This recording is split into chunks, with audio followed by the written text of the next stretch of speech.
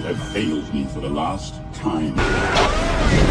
This is my CRF 300L. We got this bike in 2021, I believe, right? Yes. It was bought to be a project bike for the channel, used to showcase different mods, also used for a very specific thing that we wanted to try to do, having one motorcycle that could be 4 different things. A supermoto, dual sport, enduro bike, and adventure bike. Take a cheap budget bike and try to make it be as much stuff as we could possibly get out of it. I knew it wasn't gonna be able to do all of those things greatly, like it's gonna be like mediocre at all of them is kind of the idea. Somewhere with a B sort of grade, sort of B plus to B minus, but it does them all, except for the adventure thing. I haven't wanted to admit it, but it's kind of failed. And it's all because of these highways. I'm in the slow lane. I'm at 8,000 RPMs. Because people out here in Texas don't know how to slow down, and it's only gotten worse since COVID. Everyone just drives like a maniac. They don't care about if they live or die. They have no value of life. Because this car almost runs me down right here. They don't value life at all. And yeah, I guess it's my fault. He's like, why aren't you going 90? All right, yeah, let's see. What speed are you up to? Yeah, there. Aggressive move. He hates his life. He would rather die than continue to drive this Corolla. He's probably doing 90 right now. What? So you go to Buc-ee's? Was that what it was for? For Buc-ee's? You lunatic!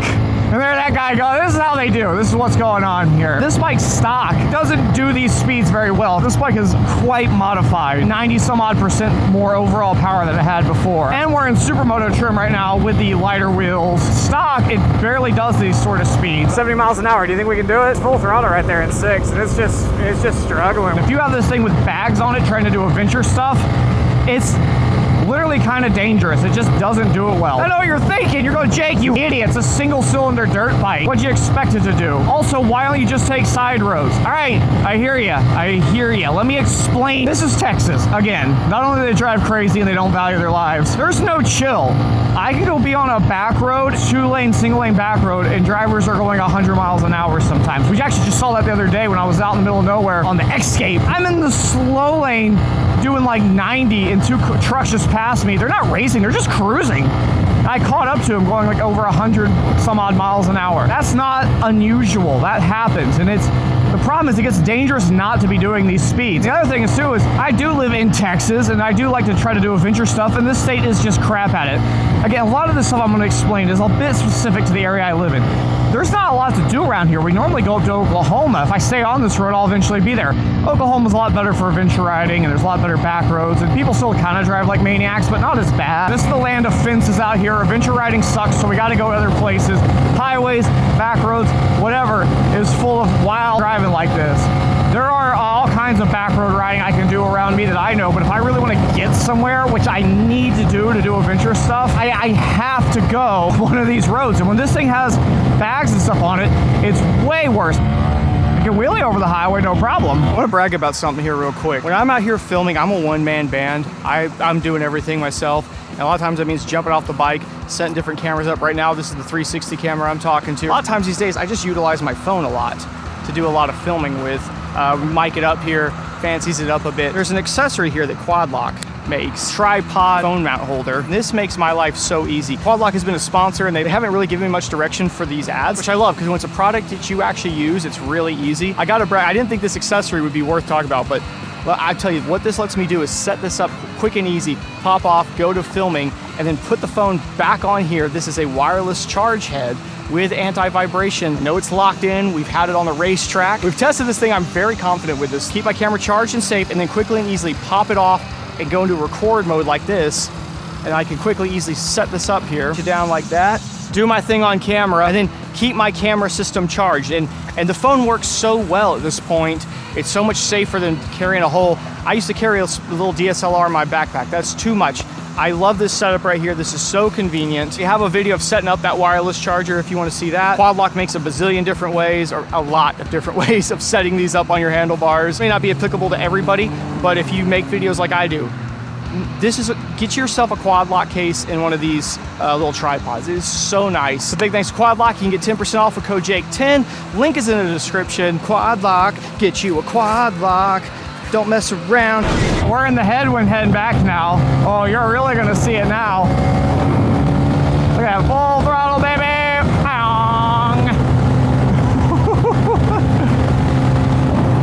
Oh, you're gonna see how the headwind affects the small CC bike so much, so much.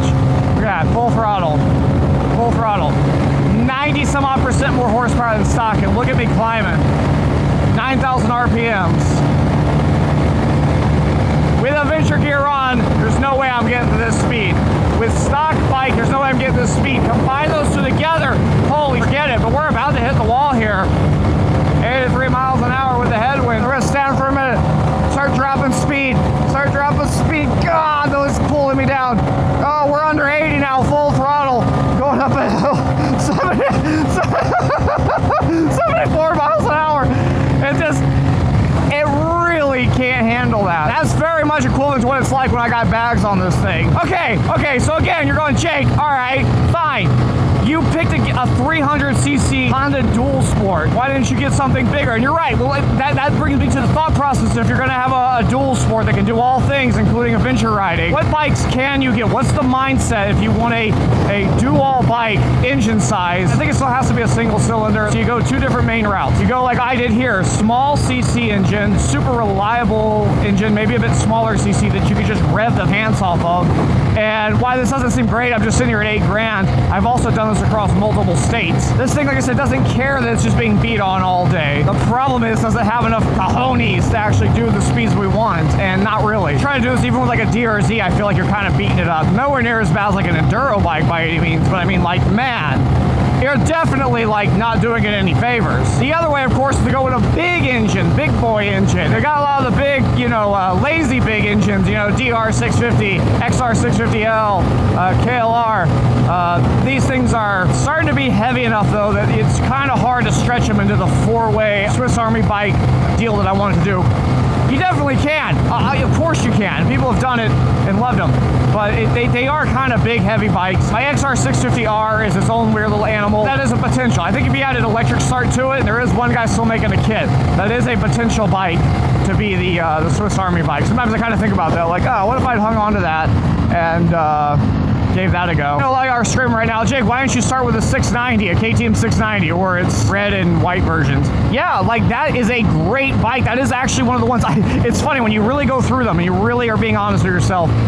The CRF 300L and the KTM 690 are maybe some of the few that can do the everything. By adding the tech, they actually get those things where they're really good on the highway. I mean, you still have no wind protection, but man, I've spent some time on the highway with like a 701. No problems. That bike can absolutely crank out highway speeds. It doesn't care. The 690 definitely can do that. I think it's a very good candidate for if you want to have a Swiss Army bike. They're a bit pricey, but I still think it's fair for what you're getting. Problems are they are a little heavier. They are a bit heavier than this. I don't think enough so to necessarily ruin it from being a Swiss Army bike.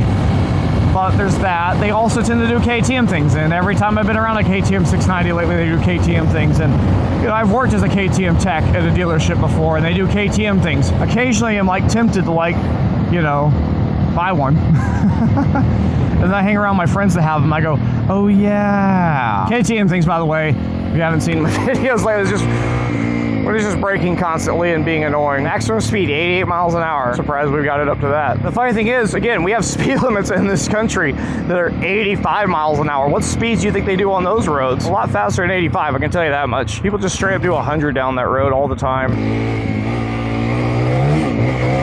Dry dirt with a supermoto wheel. Yes, it's bound to happen. I like how every dealership has like a little track like this. My point is, like, basically, since I'm forced. Oh, my life is so hard. If I want to do adventure things with this bike, literally risky. It's not like it's like, oh no, it's no fun, cars are passing you. It's like, no, it's kind of dangerous. Like not trying to be dramatic, but it honestly is putting this bike in adventure trim and trying to get somewhere around here where I live. And since I don't want to die, I just don't do it, and it just sucks. I mean, what bike would you do it then with? I don't know one that would do it. And I know this whole video sounds like I'm whining and crying that my poor bike won't do what I wanted it to do. I didn't have realistic expectations of what it was like around here, what it was like in this part of Texas that I'm at, where people, how they drive, how far I have to go to get to adventure stuff. So yes, this bike has sort of failed in being my Swiss Army bike. I do love this bike. This bike is so fun. I've definitely run out of things to do with it, and I do like to do project bikes on this channel, and this one's, I mean, can you think of anything else to do to it? Like put a turbo on it and a flux capacitor? People say, Jake, when are you gonna sell that thing? When are you gonna sell it and go to another bike? It's definitely been on my mind a lot lately. I just haven't pulled the trigger yet. I know whenever I do it too, it's probably be so. Let several people in the Discord tell me when it goes for sale, I'll let them know first, like they want it. So it may not even end up ever being posted for sale, but at some point I will. I think I'm getting close to it. I think I'm thinking about selling this thing. I think if I get another one, I probably will get something a little more gnarly. You know, I'll probably get something a little more hardcore, probably higher maintenance. You know, I always miss my WR450. That was such a good bike, man. That was 2 supermotos ago now. Just look at it though. It does look good over there, doesn't it? Every time I look at this bike, it makes me smile. Also, just looking at it, knowing that it doesn't look like any other one out there. Put this in the comments if you know one. Like, what would be your build? How would you make a bike that could perform all 4? What would be a good way to go about it? And what do you think the market should bring out that like maybe could fill that hole if you can't come up with something yourself? I'm not trying to beat you up, Bike. I do love you. You're really fun to ride, but you don't make a good adventure bike. Is anybody actually surprised by this? If I unveiled any new information to anybody, I feel like this is more for me than anybody. If you want to see the full version of this video, ad-free, uncensored, go over to Patreon. It's just $1 a month, and that's how you also get into my Discord. So go over there, check it out. It's a good time. And otherwise, oh my goodness. Yeah, dirt bike.